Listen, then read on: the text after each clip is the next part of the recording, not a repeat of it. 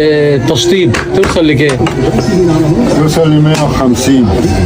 150 جنيه. ده انا لو رحت اشتريتها من لا خالد مش خالد. هيديها لك من خالد خليل، هيقول لك 250 300.